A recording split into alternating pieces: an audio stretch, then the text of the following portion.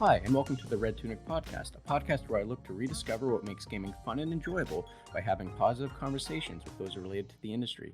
Today I'm joined by Gwe, developer and co-founder at GrosChevaux, creators of the game Unspottable, a fun party game where you are trying to find other players hidden amongst the AI before they find you. Gwe, how are you doing today? Hi, I'm good. How are you? I'm doing all right, thanks for asking. So, Gwe, why don't you tell us a little bit about yourself and the studio so that way it's done proper justice? Sure. The studio is GrosChevaux. It was founded by myself and two of my longtime friends. We're all French, but the studio is based in London, UK. We created it about a year and a half ago, and we released our first game earlier this year in January, Unspottable. And that's great to hear that you guys are longtime friends and have are able to work together and all that. And I know that as well. You had mentioned previously in an email with me that you guys are doing your daytime jobs, and this is sort of your um, after work extracurriculars, I guess you would say. How is that working for you with balance and keeping everything uh, just again the work life balance of everything? Yeah, so it's been a bit difficult, obviously, but we started our first game probably 3 years ago now, just thinking of the idea and making small prototypes after work. Um, and we always kind of had the goal of creating a game studio, but it never really happened in the past. And we were at a point in our careers where we all could take a break. We decided like, oh well, we have a game idea that we think could work. We have a prototype that works. So we all took a year off last year off work. So we were full time on the game to kind of make it happen. That was brilliant. We had the best year, even though it was a bit of a weird year for everyone. It was pretty good for us. We could just stay at home and work all the time on our project. Um, and now that it's released, we all went back to work to like kind of save money again, and we're still trying to push it along with our spare time, which is much more difficult now. But hopefully we can still add a few things. It's quite tricky to have a full-time job and do it like because we made game forever, like little prototypes and stuff, but without real goals. Now that the game is out, people expect things, and it's much harder to find time to make things happen. Yeah, and definitely, and I think that's something a lot of people struggle with when they're trying to do side projects or what have you, or passion projects, if you will. But I think it is great that you guys are finding a way to continue. Just because when from what I've played of Unspottable, I thought the premise was very straightforward, very simple, but the execution and the actual gameplay of it I found was just fantastic because it was incredibly amusing and it was something that it almost feels like something you would have seen years and years ago as like just a little fun game, and you guys expanded it and added all these little modes and different levels, if you will.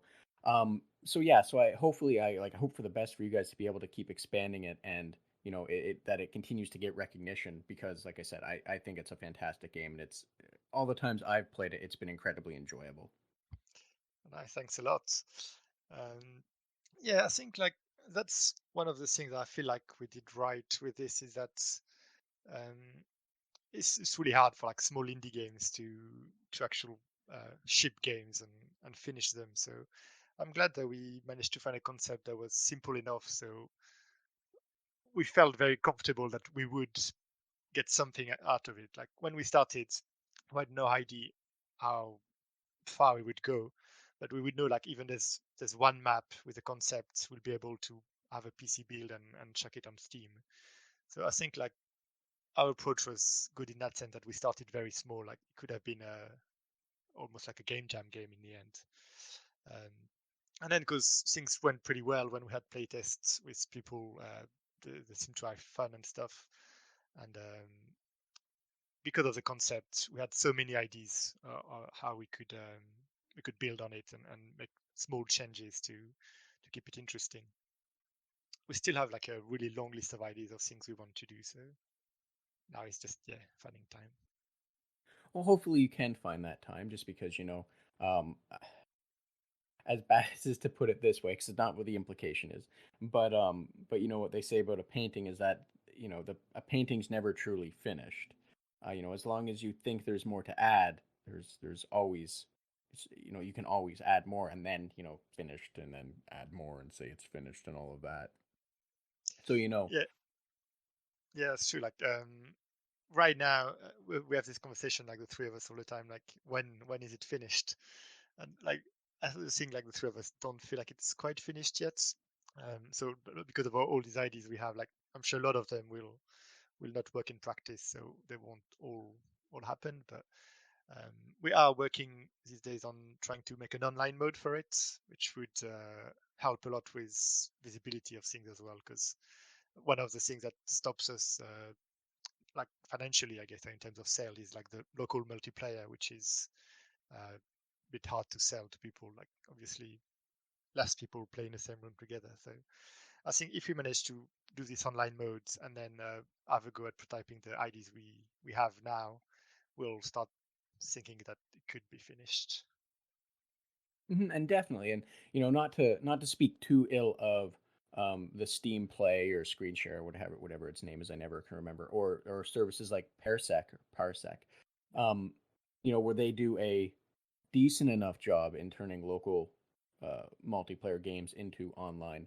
I can definitely understand how the I'm gonna say the ceiling, the glass ceiling, if you will, of not having actual multiplayer that's been um, tailored or made the way you want it. I can definitely understand how that would be a bit of a headache and a pain in the long run until you can smash through it at least. And I would hope for the best that if that is where you guys are going, that you are able to do that because I think this game. I think it deserves more recognition just because it's such an amusing um, concept that I think a lot of people would enjoy it if if they were able to play it more.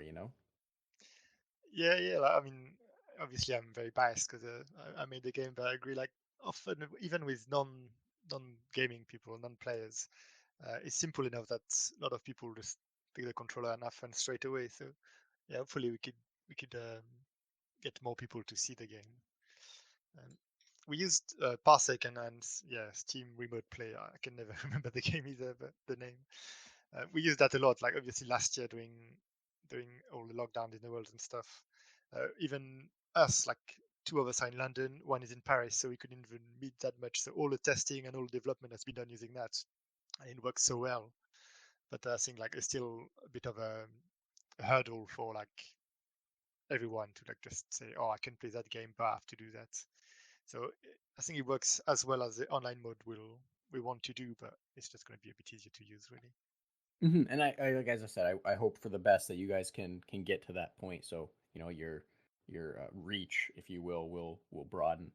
Now, I do want to ask this just because, as I said, it's such a straightforward and simple concept, but executed so well. Where did you get the idea uh to do effectively this game of hide and seek or tag or however you want to coin it or phrase it? Well, actually, we have a little story about how we got this idea. So me and Johan, the other developer, we were playing a game of it was a One Piece adventure game. I can't remember, like One Piece Unlimited or something like this on Wii. So I don't know, but maybe 10 years ago, something like that. And in the game, they have a versus mode where you could pick a character of One Piece and fight each other. And you could also have like a team, so you could pick 5 characters, and 4 would be controlled by AIs, and your opponent could do that as well. And we figured out that if we all picked the same characters for our main one and our team, and the other guy did the same, nothing on the screen was telling us who we were controlling and who the other one was. It was kind of a bug in the game, but like we just found out and we just played for hours because it was so much fun to try to pretend we were one of the eyes. So yeah, just from a bug in that game, I had the idea of like, oh, one day we should try to make that game. And then years and years later, like it was still on a notepad somewhere. I said, oh, maybe now we've got time, we could try to build this game. And that's a it's a pretty great um uh, uh, I'm struggling for the right word, so I'm just gonna go with this. It's a pretty great story for how this came about, just because I can definitely relate. I think a lot of people can relate that maybe not exactly the same, but when there's a lot of stuff going on the screen, you kind of sometimes you don't know what you're contributing to that noise on the screen. For example, for me in Smash Bros, when things are going all over the place, I immediately am not able to focus on where I am. I lose myself, and I'm just pushing buttons in hopes that I'm contributing until I'm able to find myself again in in all the mess that's on the screen in action. So that's a pretty fantastic story that that's how it came to be. Yeah, yeah. Like I think I quite like the idea of definitely what you said about not being lost in the noise and just trying to contribute. I quite like the idea of trying to control this in a way that is by design, that you just kind of confused by design and you have to understand what's going on. So when we started the project, like so a couple of years ago, we did some research, and there's been quite a few games based on that. Like mainly one was called Eden in Plain Sight. It was same like an indie game made by a guy called Adam Sprague. I think 8 or 9 years ago now. And so when we saw that, we were going to be worried, like, oh, this concept is used. Should we still do it and stuff? So we played that quite a lot, and we just decided that we could make a difference by adding all these twists that we had sort of. And we did reach out to Adam Sprague, was really nice about it, and said, "Oh yes, there's definitely more room for this genre of game of hiding amongst AIs." And that's I think that's really I struggle for the right word, as I often do, but I think that's really noble of you. Again, wrong word.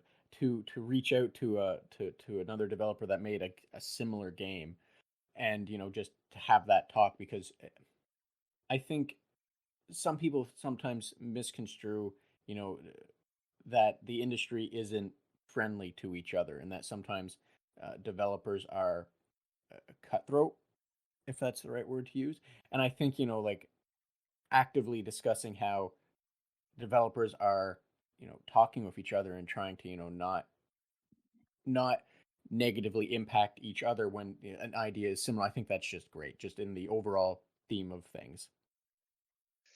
Yeah, yeah, we were like really happy with. I think I've been really happy with all the indie devs I met in the last 2 years doing this. I think there's definitely a very friendly community there, and it all depends on like where you come from. Like if we played it in plain sight, say, "Oh, that's a good game," we could make a copy of it, then it would be a very different experience. But like, I think it was quite obvious that we didn't come from that way, and we had our own thing, and we just wanted to like touch base with people who made similar things and had similar stories, really. Definitely. Now, Gwe, I do want to ask a similar question. Well, similar enough. While we're on the topic of developing games and such, how did you get into developing and making games?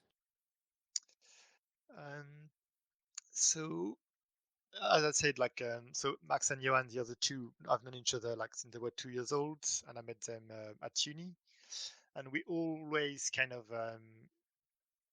not really made games, but made part of games. Like we made, so let's make a little RPG village, or we kind of during uni and in the years after, we always kind of had little prototypes, little side projects. Um, but never anything serious. Me and Johan worked in web development for 10, 15 years as freelancers or for different startups. And Max is a 3D artist, so he's working in like advertising, movies, and other games and stuff. So it was always just like a hobby of just playing, more playing than actually making things. And then we built our different experiences in like software development, I guess, or 3D hard for Max. And we got to a point where we thought like we had enough skills in those fields that they were usable enough to make a real game, really, I think. It's neat. And, based on the experiences of just effectively, amassing experience and all the prototyping and, other little things like that you would have done, is there any advice that you could give to those seeking to get into the industry based on everything you've went through? Um, yeah, definitely. So I think it's a bit difficult to give advice. It depends on people's goal, obviously, because I don't feel like I'm in a place where I can give advice too much because we've done one game and we can't say it's like a massive success. Or it kind of depends what people want. If they just want to manage to make games and finish the project, which is like which was our goal. I think the main advice is I'm really really glad we took time to do it, like that we didn't jump into it 10 years ago when we didn't know how to write programs or do 3D animations. All this experience we gathered in other fields helped us so much to actually finish the project and take it to where it is now. I think even in terms of because we worked in like web startups or very small companies where we had to do a lot of things. Like when you're in a company of 5 people, you have to be involved in the marketing, in like reading contracts and stuff.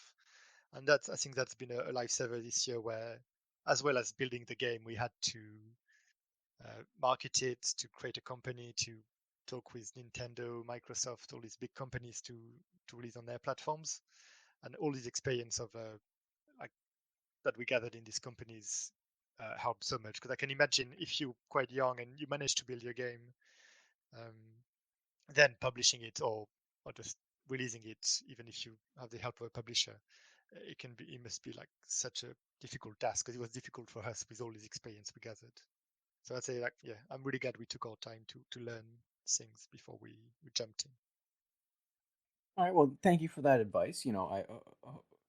Hopefully it's something that other people would be able to take into what they're doing or what their considerations are, because I completely agree that if sometimes just diving right into something and trying to go full bore is going to just create a bigger headache down the line if you're not careful.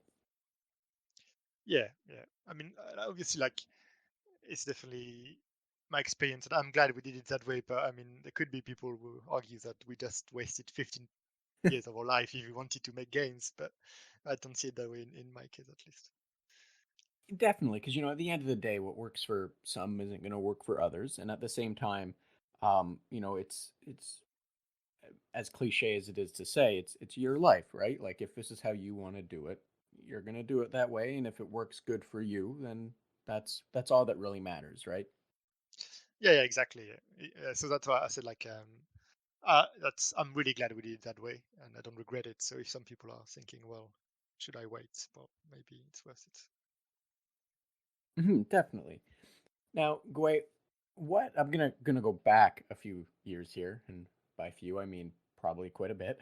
Um, what was your favorite game as a child, and what was it about that game that made you, really enjoy it? So I think like I did play quite a lot as a child, so there's a few, but I think the one that comes to mind, if I think when I was like 12 or 13, was Baldur's Gate, like the old school. Um, it's kind of a not turn-based RPG because it was real time, but you could pause all the time. And yeah, I just remember being fascinated by like the deaths and the huge story and the huge maps and stuff at that time. I remember it being like very incredible. I got really excited when I got it, and I think it was also a pretty good challenge because it was all in English, and obviously from the accent I'm French, so um, it was quite hard work to follow it. But yeah, I remember like being fascinated and playing it a lot. The other thing that I played a lot as a child is we were lucky enough that me and my brother and my dad was going to computers, so we had two PCs really early on, and we could play LANs with my brother. So I remember playing a lot of Warcraft 2 or even like GTA 1 online with my brother, like just in the same room. And I think that's quite special at the time, and it was really good memories. And I think that's what really got me into games, to be able to play all these great games with my brother. And that's, that's always nice to hear. And I think a lot of people can relate to, that I don't know the right word, as always, that communal aspect of gaming. That just whether it's in person or as you said, setting up a LAN to Grand Theft Auto. I think a lot of people can relate to having someone else there to enjoy the experience with. Um, and now I never played Grand Theft Auto, the first one for multiplayer, so I don't know if it would so much be enjoying the experience with or having someone trying to um, mess with your experience. And I say that in the nicest of ways, of course.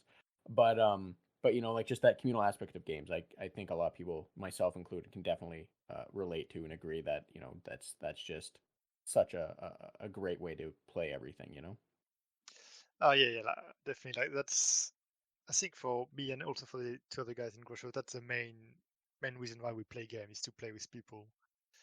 So they've had a bit of a different introduction to gaming, I think, because they were both always very Nintendo based. Like they play all the Nintendo games forever, and I was more like a PC gamer for until now. So we had different experiences, and we still like always played together. And you talked about Smash earlier, and I didn't know Smash because I was playing on PC, and I remember being beaten really badly at Smash for many years by them. But yeah, always playing that together. And that's always great. Now, I'm gonna segue off of that one. Do you have any, maybe not, old games from when you were younger, can be current, but do you have any um, multiplayer games that you really enjoy that you think people, might not be aware of, or even they might be aware of, that you wanna talk about? Um, yeah, well, I mean, I mentioned it a bit earlier, but Hidden in Plain Sight, like I always recommend it to the people who enjoy Unspottable because so it's kind of based on the same concept, but instead of having different maps with small twists, they kind of made kind of different gameplay logics, still with the idea of you might be confused for an AI. But they have some really interesting game modes rather than maps that I always encourage people to play. Um, uh, I think it's pretty well known, but one of the games that's really inspired me when we went Portable is a game called Heave-Ho, which is a co-op game where you play like little potato character with long arms, and you have to grab hands with people to go through levels with like holes and obstacles and stuff. And when you see people play that, like I think it's a game where when people play, they laugh out loud for like the whole time. It gets hysterical. And when seeing people play that, I was like, okay, that's the kind of games I want to make. That's a game where people stop playing for a minute because they're laughing and chatting about what just happened and interacting with each other outside of the game. So yeah, like Hidden Planets and Hevo are games like inspired us for Portable, and I just definitely encourage people to play because they're really fun.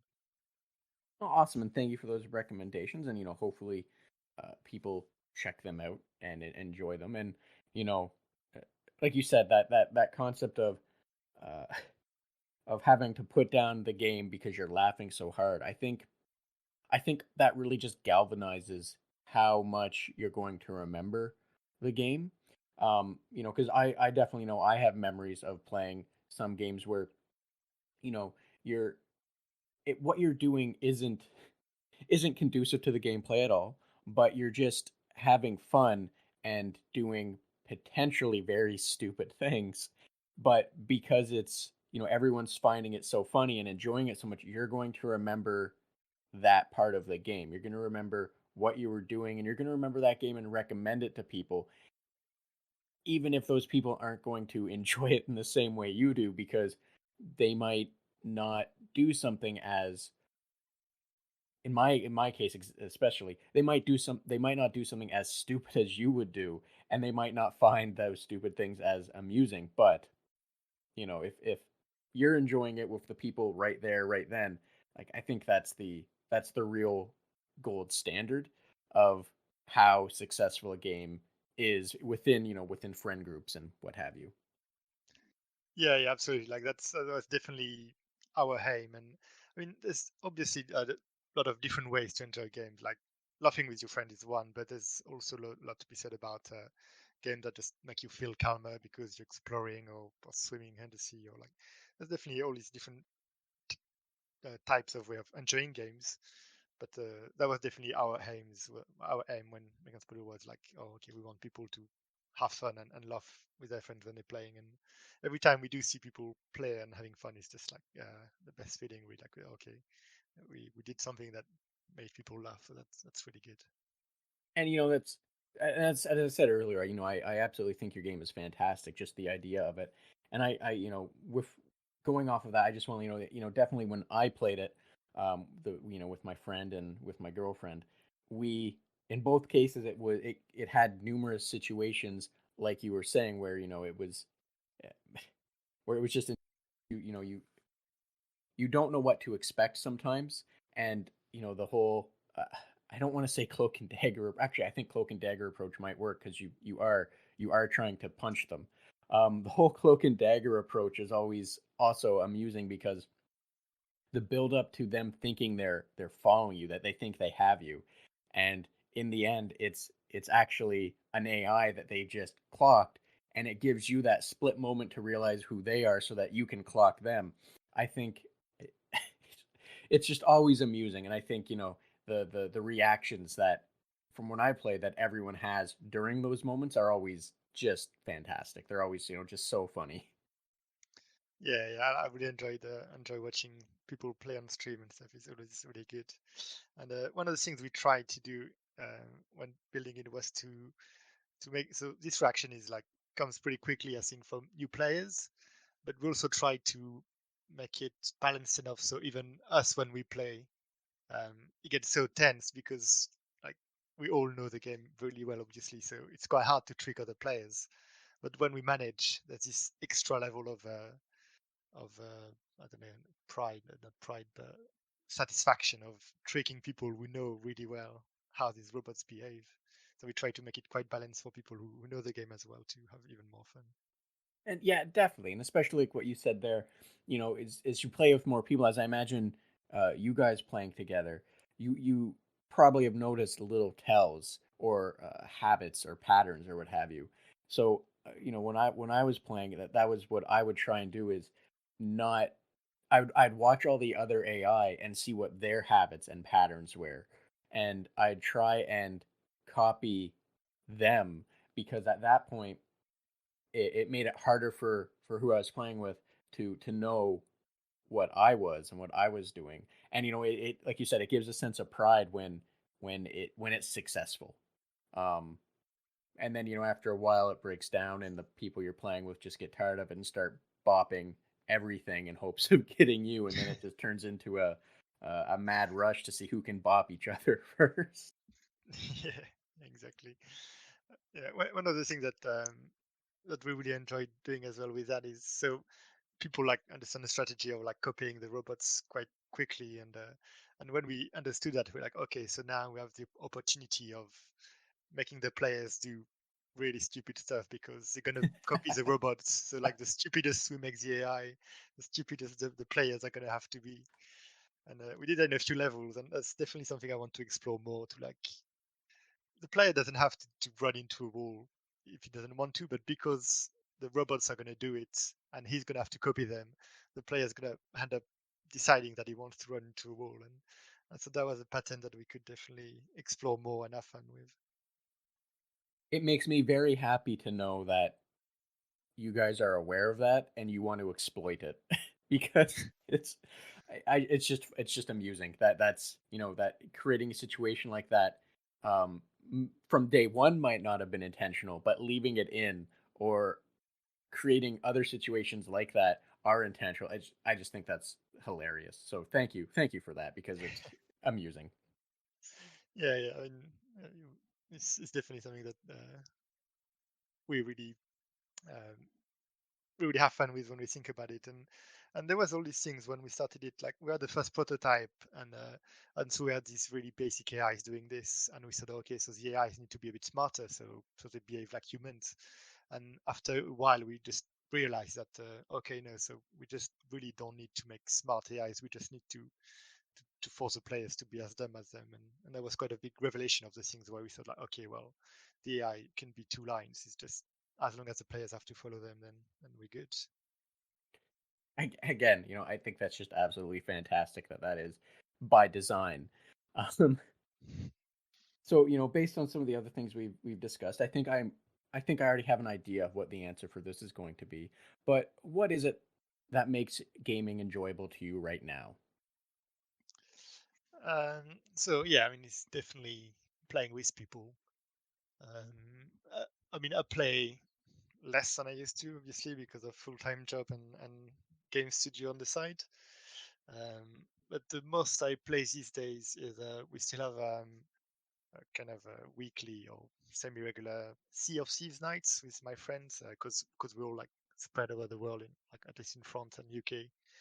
So yeah, Sea of Thieves is the games we play a lot these days, and it's kind of the same thing. It's just hanging out with friends and having fun together.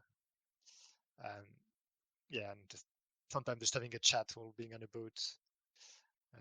And I guess the time I start playing quite a bit more is with my nephews. We're just getting into games and Nintendo Switch and playing Unspottable with them or some Smash and stuff.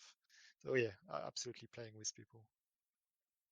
And that's, like I think we've discussed a fair bit, that's always fantastic. And, just being able to share that experience is enjoyable. And also you get to actually talk with people. And especially right now, getting to talk with people is a little more difficult, if you will. Um, so being able to do that is always welcomed, or at least I would assume it's always welcomed. Yeah, yeah, yeah, for sure. Like, because we used to have like with all my friends back in France, some like Skype calls or video calls, and they're nice, but after a while, it's just like it's not really the same feeling as being with people. So I think playing games online is definitely has been a great way this year to catch up with people without just being sitting in front of a screen feeling a bit weird. Definitely, definitely, because I think I as someone that used to talk on talk on Skype or what have you a lot when I was younger with people, um, I was and I people like me, I'm assuming, were far more aware of what's now being called Zoom fatigue, of how quick and easy it was to always have to feel like you're on, um, and being able to be off, but still doing something that's communal, is far easier on your stress levels, on your energy levels, and all of that. So yeah, definitely. Yeah, I think I mean, it's still very open to discussion. But for our next project, we probably would like to do that a game where people can just join and chill with each other and while having fun. But maybe something more online and less intense and unspottable because we find it on when we watch people, even pretty experienced Twitch streamer play. It gets really hard to speak when you're playing because it takes a lot of brain power to analyze everything. Yeah, and definitely, and I think there's a lot to be said about a game that truly just lets you um, turn everything off and relax and play. In the last handful of years, we've seen, I think, a major upswing on those games. Like Stardew Valley, bringing back Story of Seasons or Harvest Moon, however you want to refer to it, bringing that back into the light and hitting a much wider audience. Animal Crossing and games like Animal Crossing. So I think, if that's your aim and your goal, I think it's going to be well welcomed, just because you know there's definitely a lot of people that on their downtime, they want their downtime to be relaxable and enjoyable, where they're still able to feel like they're contributing without just consuming, in the sense of just watching a Netflix TV show or what have you versus playing a game. I think that's um, if that's your goal, I think it'll be well welcomed, just because, as I said, being able to contribute and still relax is fantastic. Yeah, yeah, yeah, exactly. So, I mean, yeah, it's still very much up to discussion, but I would like to at least explore it when we're done with a fun party game because I think like I can't see us making another one of these with a different concept unless we end up having a good idea. But I think exploring a different way of making fun games would be nice. Definitely, definitely. And, regardless of if that's the direction you go, I wish you guys all the best in that.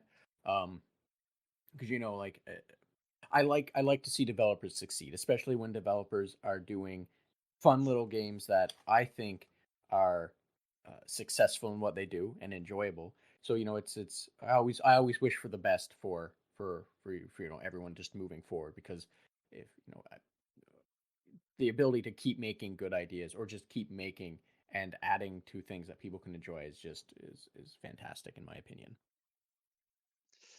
Yeah, and like I think one of the things that's I always like wish small devs really well as well, because I know it's quite hard to like keep going and actually make it a full-time living. So yeah, I definitely encourage and help all the small teams like us, because it's quite tricky to get there. Yeah, and definitely, and thank you for mentioning that, because that's something that a lot of people, and I personally have a very big problem with this, and a lot of people, they look at developers as a whole.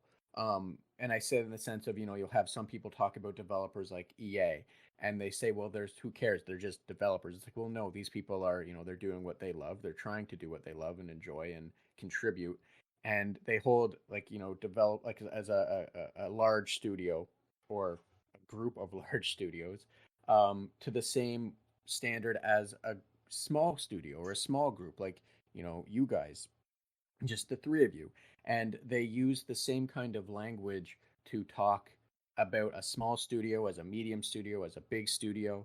And that bothers me, because it on one part, you got to be careful, because you don't want to, like, you got to remember everyone's people, right? Like, rarely are people setting out to do things in a negative light, or do things in, not deliver their vision of the best product. But you got to be even more careful, because that three-man studio is doing a lot of things, and that's a lot of weight on them. And it's sorry, it's going on a little bit of a rant, but anyway, it's just, it's I thank you for that, because it's you people need to be more positive and supportive of the smaller developers, or developers in general, I should say.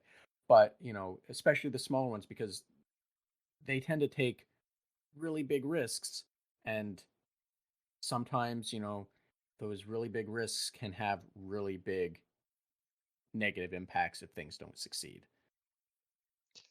Yeah, it's definitely a difficult situation for, because people, I don't expect people to understand exactly like what it takes and the difference between us and EA. But it also, like, it can be a difficult situation where we had the examples of months after we released on some platform, like we had messages saying, "Oh, come on, it's been a month and you still haven't had new maps." And obviously, like, I understand that they want more, but we won't be able to add new maps for maybe a year. So it's quite funny to see like the difference between like what the big game studio can do and what we can do. But I mean, that's just part of releasing any kind of creative things online. You're always gonna have people wanting more and not really knowing what it takes to do it. Yeah, definitely. And like, I think, and you can, please, by all means, correct me if I'm wrong, but I think at some point, it's there it's okay to say, we want more maps, because that's showing positivity, that's showing that you want more, you want to enjoy it more. But I think, for in my opinion, it's that moment where it turns from expressing it in a positive light to negative, like, oh yeah, how can you guys not do this? Come on, it's just a map. Like, I think, as long as it's in the positive, that's a good way to express yourselves, and I think there's a fine line there. And you don't have to comment on that, but by all means, if I'm, you feel free to say whatever you want towards that. Yeah, no, I absolutely agree. Like every comment we say, well, people want more. It's obviously like amazing. We love them all. Like all the comment on the game we receive really well anyway. Like it's always really good, and I think it's something that I'm pretty sure EA get the same problems where when they don't release things fast enough. So it's, yeah, it's definitely all about passing your ideas and things you want in a positive manner for sure. Now, Gwe, I don't want to keep you for too much longer. You know, you've made time for me on Sunday, and there's a significant time difference between us. So, you know, I don't want to take too much more of your time and let you enjoy the rest of your day before your weekend starts. However, if there's anything else you want to discuss, you know, maybe a cool game or what you're doing or something you feel more people should just be aware of, the floor is yours. As you know, as well, please let everyone know where they can find more information about you in the studio, which will also include the episode's descriptions, of course. Cool. Well, thanks a lot for the invite. It's been great. Always, it's all been very new to us. Like we've been doing games for 1 year, so every time I get the opportunity to meet people or to discuss with people who are like related to the industry, is always very interesting. For the game, you can find everything on Twitter, Unspottable Game. So hopefully, um, so right now we out on PC, um, Switch, and Xbox, and hopefully soon on PS4.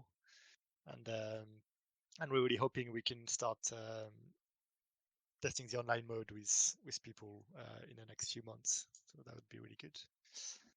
Um, and yeah, in terms of recommendations, like I'd already mentioned, like Hidden Plan Sites and Hevo as a if you have a party game night, definitely include these two as well in the mix because they're really fun. Awesome. Now, I'm gonna follow up with this one as well. You know, just because the times we are in now, and I meant to ask this earlier, and I apologize. Um, but is there currently like a comfort game that you're really enjoying, especially because you had mentioned that, you know, maybe that's the direction you'd like to investigate going forward? You know, do you have a favorite comfort game that, you know, you can share with people that maybe, you know, would be good to look into, or something like that? Yeah, there's two things that come to mind. Like one of the comfort game I play when I just want to relax is definitely Stardew Valley. You played like so much, but I don't think that's going to be a new recommendation for anyone. And the other thing that I always come back to when I've got an afternoon, like, oh, I just don't want to do anything and play today, is I really used to enjoy the big city builder games like Pharaoh and Zeus, where you just big cities and monuments. And there's a small team that made a revival of this genre. I think it's called Nebuchadnezzar, if I'm correct. And I find it's a good way to relax and spend a few hours building a massive city. Some awesome. So yeah, so thank you for that recommendation as well. You know, so people know where to find you, and also if people want to look into some new things to help them unwind and just play and enjoy, you know, have that comfort level, maybe they can look into those. So Gwe, if there wasn't anything else that you wanted to bring up, or anything else you want to discuss or let people know, I'll let you get back to your day. Yeah, great. Thank you so much for Okay. this talk. It was really interesting. Yeah, no worries. No, really, thank you so much for making the time with me. Um, So yeah, thanks again to our guest Gwe for making time to have this conversation with me, and thank you for joining us on the Red Tunic podcast, as well as special thanks to Ronald Jenkins for the use of his music from the title track from Road Steep. And if you like this podcast and want to support it and help it grow, please subscribe to receive the latest episodes, and be sure to share it with those you think might enjoy it. As well, check out Unspottable, available on Steam. Links will be below. Thank you.